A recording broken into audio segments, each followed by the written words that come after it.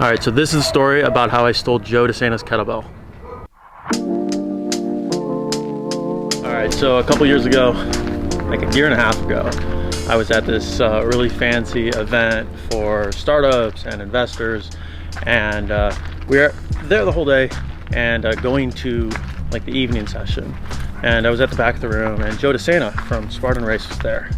And if you know Joe's thing is he carries a kettlebell with him everywhere.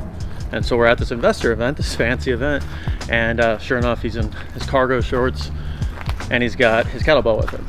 And we finish up the afternoon session and we're walking to the evening one, and it's kicking off with cocktails and champagne, and we're walking over together after finishing up the session, and he's walking with the kettlebell. CEO of super successful events company, lugging around a kettlebell. And I look over to him.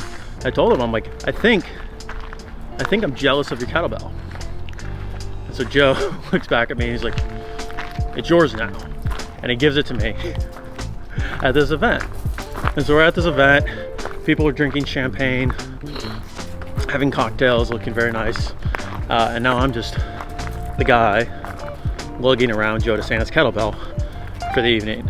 And there's a nice trick on Joe's part, because we were there for probably 15 minutes before Joe's like, I gotta go. I'm calling it in early. Gotta do some work, some other stuff.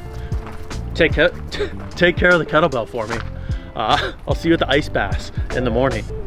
And he just bailed and left me with this kettlebell at this big fancy event we were at. And so for the rest of the night and the next day, I was stuck lugging around Joe's kettlebell.